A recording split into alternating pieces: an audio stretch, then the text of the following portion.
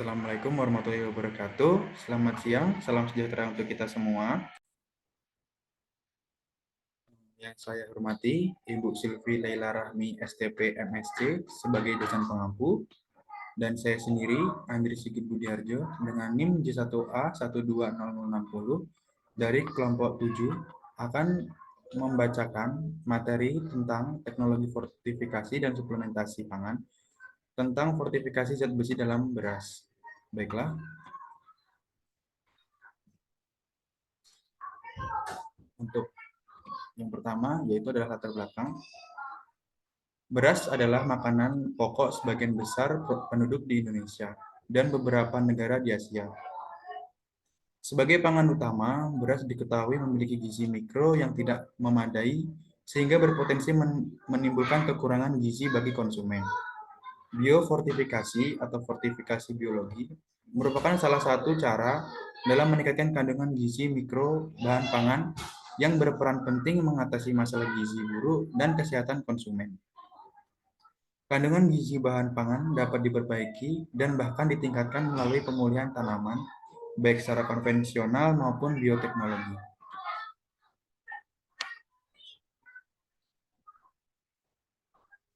Kemudian, fortifikasi pangan. Fortifikasi pangan adalah sebuah upaya yang sengaja dilakukan untuk menambahkan satu atau lebih zat gizi esensial ke dalam makanan.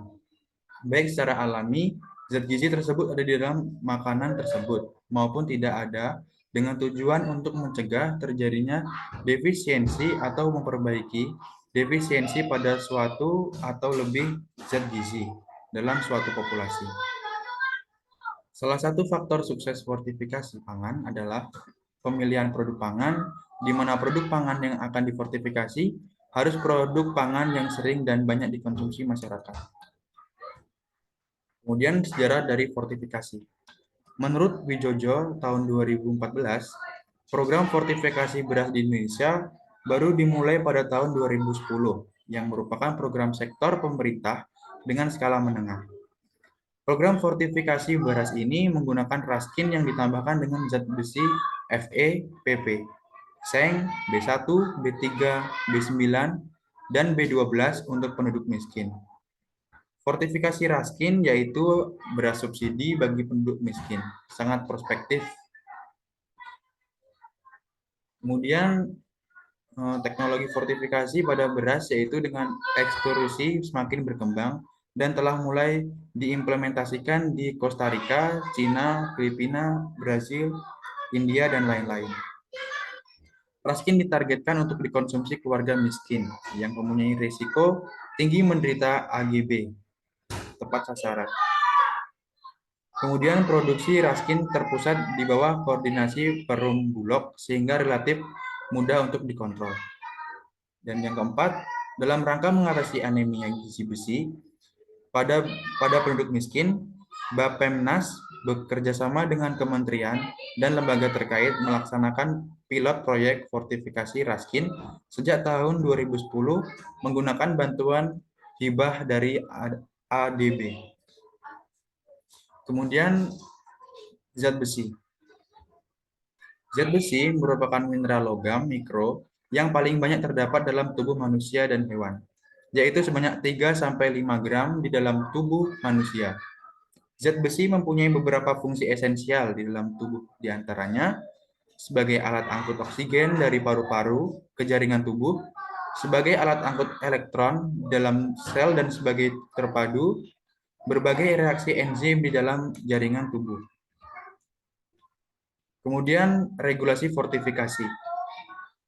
Badan Ketahanan Pangan Kementerian Pertanian (BKP Kementan) telah menyiapkan SNI wajib untuk penjualan beras. Selama ini diketahui label SNI pada beras kemasan masih bersifat sukarela, dituangkan dalam label SNI 6128/2008 beras. Berdasarkan usulan dari seluruh pemangku kepentingan, dengan memperhatikan kondisi mutu beras di pasaran dan standar mutu beras yang digunakan oleh negara-negara produsen besar lainnya. Kemudian regulasi yang mendukung. Yang pertama, Peraturan Pemerintah Nomor 8 Tahun 2004 tentang keamanan, mutu gizi dan gizi pangan.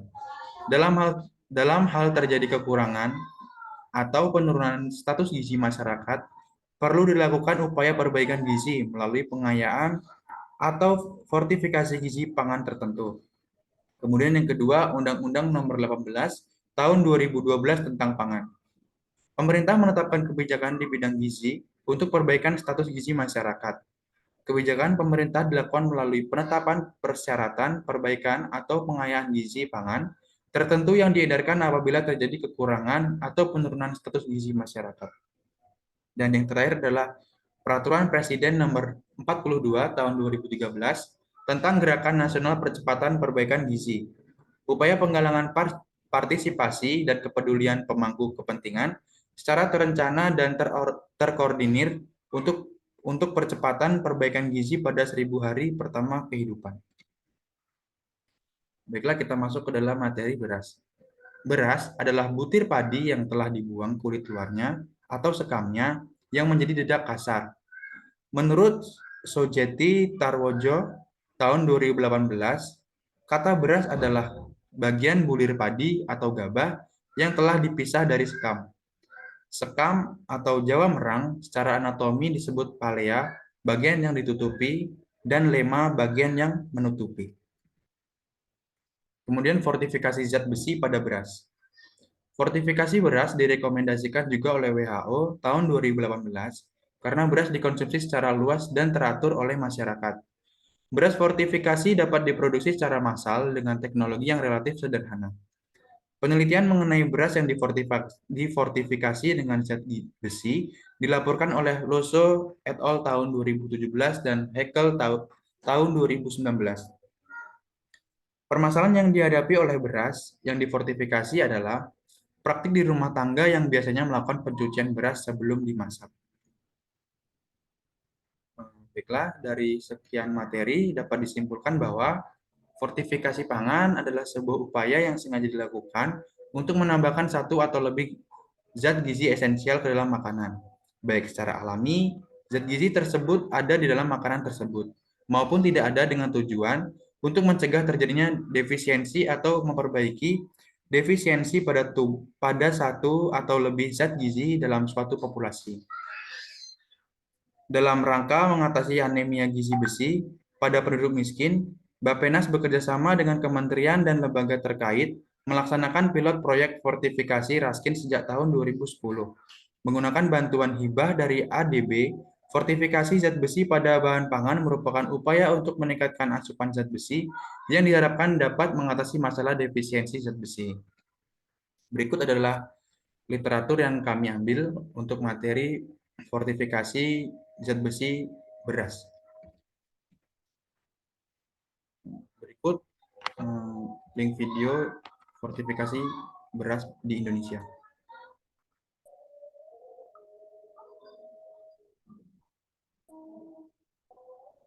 Gizi kronis yang disebabkan oleh makanan tidak sesuai kebutuhan gizi yang terjadi di usia 2 tahun.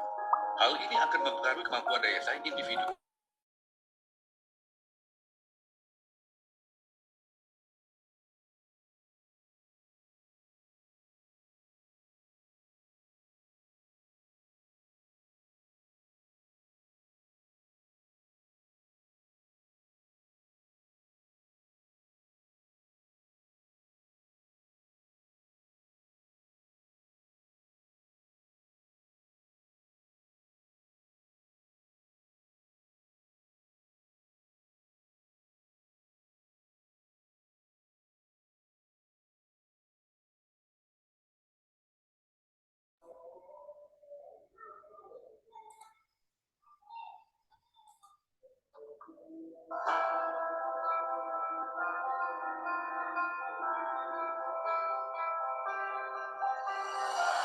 Bulog adalah badan usaha milik negara yang mengemban tugas publik menstabilkan harga pangan di tingkat produsen dan konsumen, dan mengelola cadangan pangan, serta mendistribusikan beras masyarakat miskin dan prasejahtera.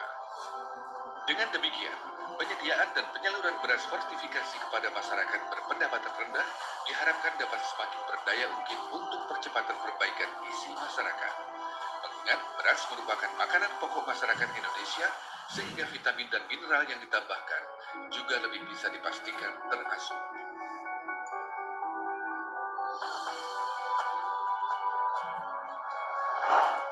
Di tahun 2019 ini, Bulog kembali tergugah untuk mendukung upaya pemerintah menyiapkan SDM unggul dan mengurangi stunting pada anak dengan merilis beras berfortifikasi yang merupakan beras sehat dengan tambahan asupan vitamin yang diberkaya dengan mikronutrien, meliputi vitamin A, vitamin B1, vitamin B3, vitamin B6, vitamin B9 atau asam folat, vitamin B12, zat besi dan seng.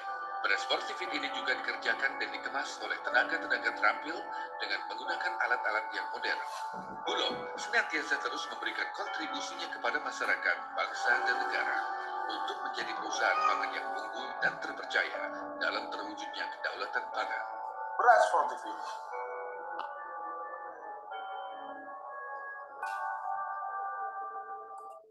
Baiklah, terima kasih. Sekian presentasi dari kami. Saya ucapkan terima kasih. Assalamualaikum warahmatullahi wabarakatuh. Selamat siang.